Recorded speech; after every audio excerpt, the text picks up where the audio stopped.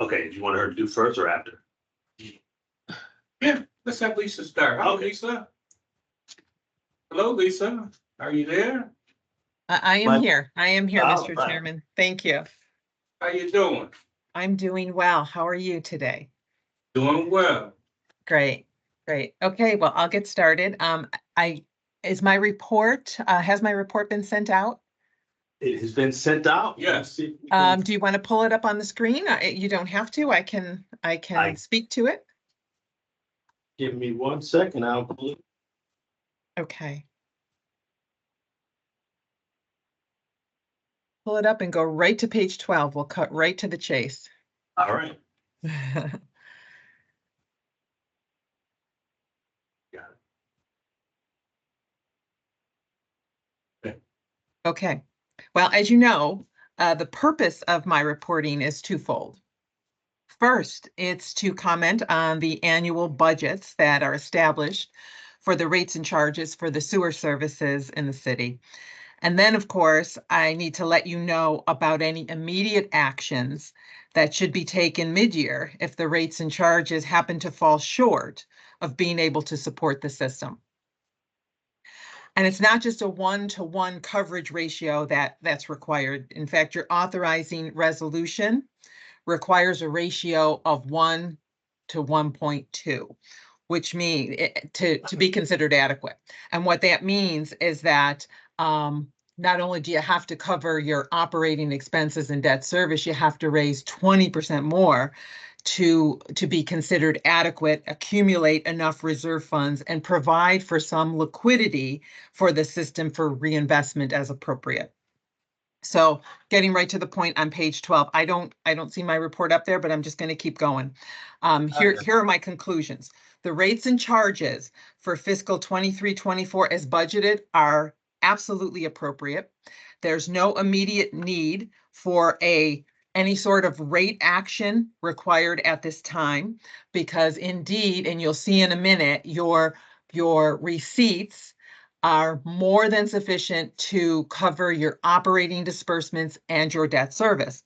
But I strongly recommend that you consider further rate actions for 24-25 to promote more equity within the system, as well as providing adjustments to appropriately support the longer term capital goals of the system. So why am I recommending all this? In fiscal 23-24, this was the first time since fiscal 2005-06 where you budgeted an almost $8 million increase in assessment sewer rents. Completely appropriate. This was completely appropriate and reflects the rising values of the properties within our region. And that's only a good thing.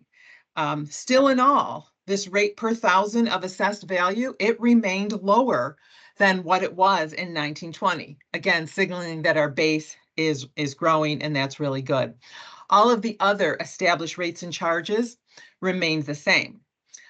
When you look at cash receipts for metered and flat accounts, well, they're trending through the end of the year at about $24.8 million, which unfortunately is still below pre-pandemic budgeted levels. In fact, we've lost a cumulative 7.2% or $5.8 million from the pandemic. That's a daunting number. Helping to offset that, though, and assist our most vulnerable residents, we introduced certain affordability programs, including the Homeowner Assistance Fund, we call HAF, and LIWAP, the Low Income Water Affordability Program. These programs collectively year to date have brought in about $3.2 million.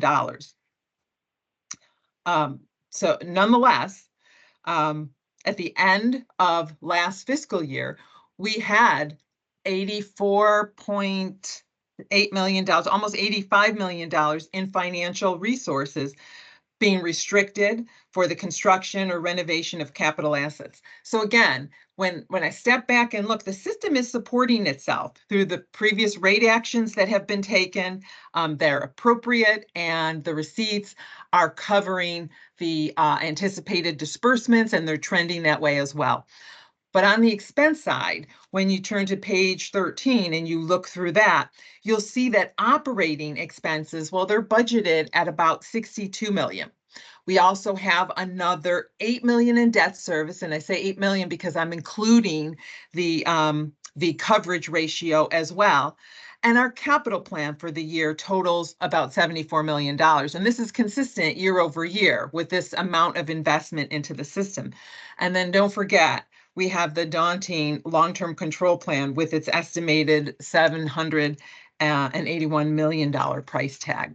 So it's very clear that the budgeted actual receipts and revenues in the current year, again, are sufficient to support the system, the operating expenses and the disbursements, but to continue to maintain, improve the system, promote equity within your rates, and in light of the significant future capital needs, you should strongly consider looking at the rates and charges and making adjustments into the next year. And remember the impact of the pandemic as you're doing that, and the impact on those most vulnerable residents. So it'll be important to make sure that you're addressing the system as a whole. When you think about the rates, think about the impact on the most vulnerable residents as well. And there you have it. Are there any questions on the rates and charges for 23-24, where you are mid-year, or the fact that I am recommending that you continue to look in 24-25 at some sort of restructure or increase to the rates and charges? What is your anticipated increase for 25? So you should at least consider a CPI, and again, it depends if you're going to go with the assessment sewer rents or just on the rates and charges side.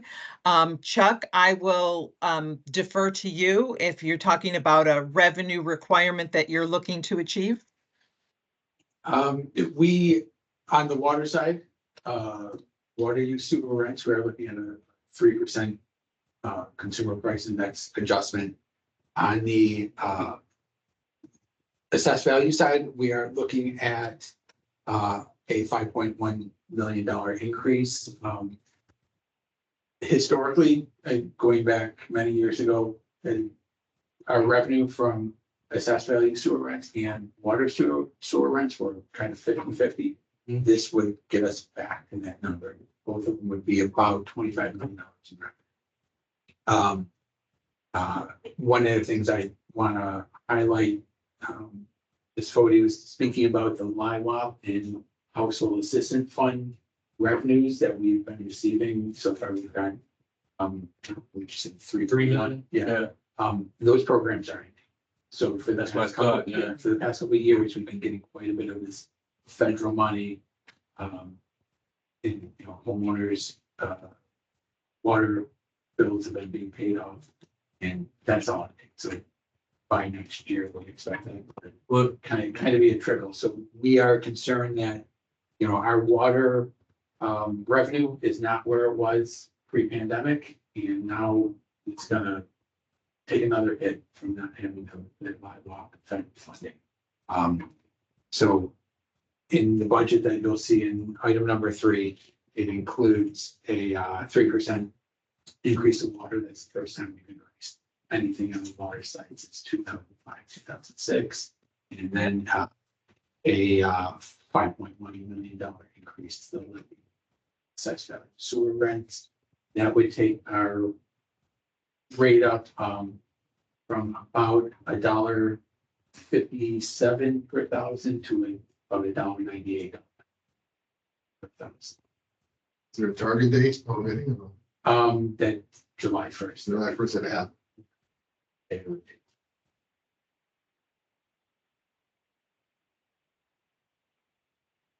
Okay. I don't have any other. Anybody else have any questions? You answered my second question with the government assistance, but I figured I was going out. Yeah. it's kind of COVID stuff. Now, did we get an increased amount this year as it's ending, or would it be, or is it like really? No, one of Basic the down. programs ended September 30th, the other one August. So we'll Okay. really only see about 1, maybe 2 months of impact on the behalf. So it won't be nowhere near the 3 million. Right. Gotcha. That's fine. We know, Figured, yeah. you've been down with me, so you know, we're continuing to advocate for Right. the low income program, but it is unlikely with the political climate that it'll happen this year. Senator Padilla from California has put in some legislation that we've been, you know, advocating for and supporting. But we're hoping for next year to get that back in because we know that there's a huge need. We see it right here in Buffalo. But across the board, there's an $8 billion need for arrearages for people who are behind in their water bills. And so what we've been pushing for is just a similar thing to HEAP. Everybody kind of knows about HEAP and you know, heating and energy assistance, which is a big deal here in Buffalo. But in comparison, last year, New York State spent over $350 million in kind of pushing out money to you know, our low income residents for HEAP. And it was only 60 million as it relates to the water program. And so people need, you know, their heat as much as they need the water and vice versa. And so we've really been pushing for that. But it's hard to get the federal government kind of moving into that direction. So we have to make sure that we're keeping our own lights on and you know, not hitting our low income customers over the head. So we're also looking at increasing the amount that we give as we're increasing our rates, looking at increasing the amounts of or lowering the amount for our low income. How's the collections coming? So due to LIWA, household assistance program, that has kind of kept our receivables from growing. They're about where they were pre-pandemic, which is, I'm thinking largely attributed to the fact that there's these assistance programs. But I'm concerned that when these programs end, that we're going to see that grow. Any preventive measures that we can take in anticipation for this? So we do, you know, we do have our low income program, and we expect that to actually cost us more money next year, because right now, if you call the water department about you know, when you're having trouble paying your bill, they are steering you towards these programs that will pay your bill totally. Now that those are ending, when you call, they will see if you're eligible for our low income program. So we expect that to kind of really ramp up. It hasn't been assisting that many people, just because the water department's been doing a great job getting people, instead of giving you a, you know, partial discount on your bill, they're getting your bill totally state funds. But like I said, those are going away, and so they're gonna end up steering more people towards our work and senior program.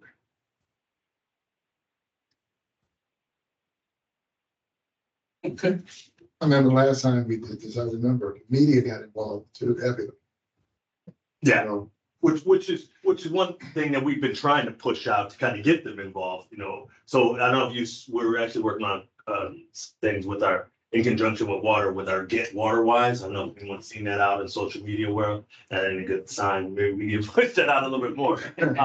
But you know, that's something we've been working with a marketing firm and kind of pushing out that information, really focusing in on the value of water, so people understand, hey, here are all the programs that we have, right? A residential affordable water program, and sewer program, and also these other programs like the BHAF was set up for, you know, certain zip codes within the city, and then, you know, LIWAP. And so we're continuing to kind of push that out, but I was just going to show you on the screen here where you can see right where having an issue, I'll show you the where it just cut off. There we go. So you'll see, right, and I don't know if anyone can see that, but you'll see the big zero in green down at the bottom here, for the last month for January. So we had a couple of dollars that trickled in, after they cut the program off on September. But it hit just zero on the, for this current year, but a total of 3.6 million just for the LIWAP program, which is, it's listed as OTDA. But that is what that program is. So, it's something that we have to kind of keep pushing out. We have gotten some news coverage, which for us, we consider that as a good thing. So that people understand, hey, this is coming. We don't want to hit you over the head with double digits. We want this to be like, hey, this is what it is. And so what Chuck has been doing is a great job is with our consumer price index, just watching those. The biggest part of it though, is not just the consumer price index, it's how it hits us on the construction side and then our debt service that we got to pay out. So we have a very robust program. And we were just kind of reporting up to the mayor as they're getting ready for their state of the city, the amount of grant funds that we've been able to bring in, which is over $40 million last year. And that's grant funds directly to the Buffalo Sewer Authority, which I would venture to say is larger than the entire city has received. So other cities like ours, like Pittsburgh and stuff like that, what, are they doing anything different than we do? And what's their rates like? We try to learn from them. Their rates are a little higher, Alcosan as well as Pittsburgh Water and Sewer, but Pittsburgh Water and Sewer does both water and sewer. And Alcosan is more of a wholesaler as well. But their rates are a little higher than ours. When we look at ours regionally, we're above others, just because of the age of our system and the amount of work that we have to do, not only out in our collection system, but here at our treatment facility. Just having the second largest treatment facility in the state of New York, we have, our bills are a little bit bigger. And when OJ says a little bit bigger, we're on par. We're definitely not an outlier. Yeah. There's places higher and lower. We're not way higher or anything like that. The ones that we are higher.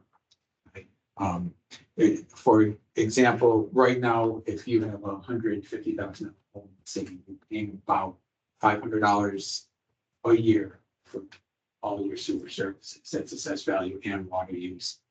With the projected rate increase that is included in the budget, that would go up to about $570, so less than $7 a month increase. Much, but It's something, yeah,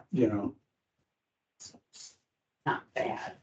And but also for years, we were one of the lowest, Yeah. Yeah. in the state and, not that means anything now, but it catches up with you too. We didn't raise rates, But is what it is. All right. All right, Lisa, thank you very much. Thank you, Lisa. Thank you. Lisa. Thank you all. Have a good day. All right, Sure. sure. All right, let's go to item number 3. Thank you, Mr. Chairman. Item number 3 is our preliminary budget for the fiscal year beginning July 1st, 2024. The budget is in the amount not to exceed $74.4 million. This is a $4.6 million increase over the current year. As we just discussed, the budget includes a $5.1 million increase in the levy of sewer rents based on assessed value and a 3% increase to sewer rents based on water use. The budget continues to fund the low income and senior discount programs that began in the current budget. We recommend your approval of this preliminary budget. Thanks so much. That was great. Stop.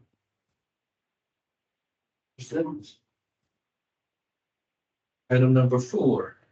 Good morning, Mr. Chair. Item number 4 seeks authorization to make payment to Utica National Insurance Company of Texas as the subrogate of Linda Kelly and Brian Kelly in the final settlement amount of $2,599.38 for property damage arising out of a motor vehicle accident that occurred on December 7th of last year involving a Buffalo Sewer Authority vehicle and the Kelly's vehicle.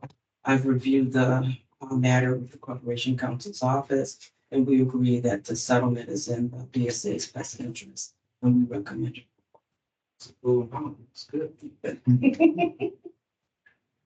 Item number 5. Good morning, Mr. Chairman. This is Alex Emerson. I'll be doing item number 5. Item number 5 is for an extension.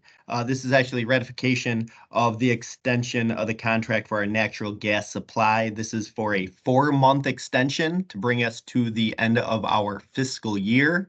This is with Energy Mark LLC, and with the energy, at least the natural gas markets dropping, we're getting a very good rate at $1.96 per decatherm. Previous to this, our contractual number was about $3.40 a decatherm. So energy markets are probably at the lowest that they've been in years and years. This extension will get us through our fiscal year, June 30th, and then we have right now a draft RFP with the expectation that we submit RFP tomorrow for 6-month, 12-month, 24-month pricing moving forward for natural gas. But as this item is concerned, this is for pricing of $1.96 per decatherm for the treatment facility, and then for the smaller satellite stations, outlying stations, $2.75 per decatherm. This has been reviewed and it's submitted for approval, recommended for approval. Item number 6.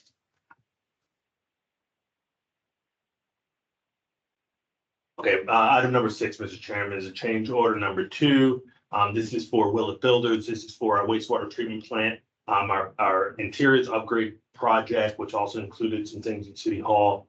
This change order is in the amount of $155,550.15. This primarily is around the area of our sewer maintenance building. We unearthed some poor drainage that we thought was done appropriately when the building was built. And so that all had to be torn up.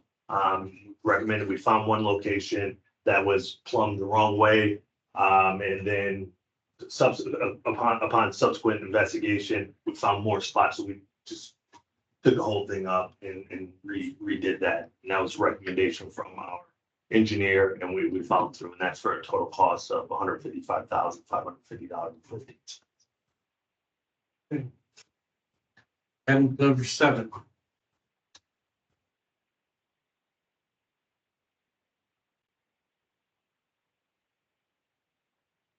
I'll take that. Report on bids received. This for Bird Island wastewater treatment plant CBIT subsidence. Somebody tried to do it. CBITs and subsidence repairs, and this for our Kelly Island lift station improvements. And we had 2 bids come in the amount of $1,151,680 from Nichols Long and Moore, and $1,421,000 from Mark Cerrone. So we have reviewed this along with our consultant engineer, and we concur with the recommendation to approve the bid from Nichols Long and Moore in the amount of $1,151,680.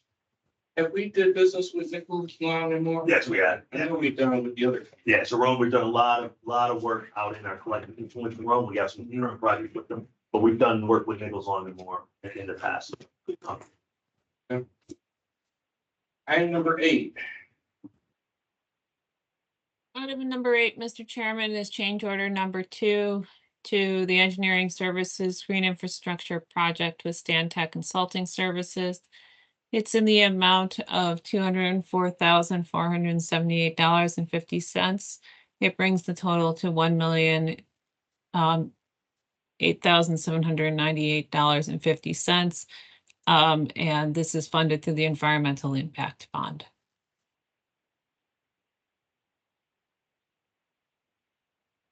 And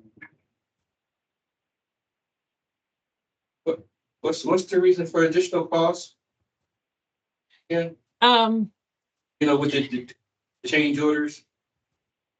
It's just trying to continue to develop our green infrastructure program and develop project planning and standards that were not anticipated in the original contract.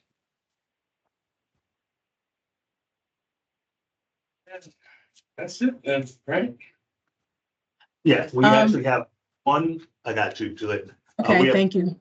That we needed to, on the floor of the board meeting, to pull from that. And we'll call that item, A. And then we have our supplementals after that. Julia, did you want to discuss 8A? You might be muted. I'm muted, thank you. I need to amend the consent agreement when it comes to item H, amendment to the job schedule of job classification plan. It is a mistake on the board item. It says deletion where it should have said addition. Okay, you'll do that on the floor? Yes. And the supplemental items that you talked about. All right, Jay. Let me pull those up because somehow everything got lost here. So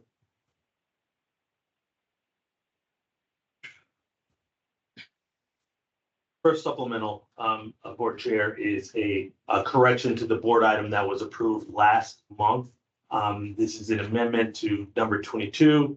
This is for authorization to enter into an agreement with Wendell Energy Services for renewable natural gas recovery, production, and energy efficiency improvement project. The amount stated in the board item was $715,000. The correct contract cost that will take us through 100% design and construction documents is $2,805,212. And we've reviewed this and recommend approval. And what item number would that be? This one we're going to leave as 8A. 8A? It'll be 8.1, sorry. Yeah, I don't have the supplementals. Okay, I'm sorry. It'll be 8.1. They may have been sent out. Okay, so 8.1. Yes. And I'll pull up the next one, which is 8.2. Paul, did you want that one? All right. Sure, I'll go through that. Good morning, Mr. Chairman. This is Paul Harris. I'll be presenting item 8.2. Good morning, Paul. Hey, good morning. This is authorization to enter into an agreement for professional services for occupational health and safety oversight and support. Our key safety personnel has been out, and we've had a third party providing safety oversight and support in their absent, but they're absent for an extended period of time. So we needed to put a bid out for providing that service for a longer period of time. And in addition, we have the need to expand safety support and oversight to supplement our needs at the plant, the collection system, and a lot of the major capital projects that are going on. We're expecting at some point this year to have over 100 contractors on site. Things are, as work is increasing on the secondaries and then with the primaries. So this is very key to making sure we're promoting and maintaining a healthy and safe working environment for BSA employees and contractors. So as such, we sent out formal bids that were advertised to continue providing safety support for and oversight for the remainder of this fiscal year, with the option to renew for 4 one-year periods. Multiple vendors were solicited. As indicated, Great Lakes Environmental Safety Consultants, Lancaster Safety and Curtis Group Engineering, Cahill Resources, Quality Risk Solutions. However, Great Lakes Environmental and Safety Consultant provided the lowest and only bid at a rate of $98 per hour and an emergency overtime rate of $120 per hour. We are estimating a need for 640 hours for the remainder of the fiscal year, which would bring that at a total cost not to exceed $65,000. This has been reviewed and recommended for approval.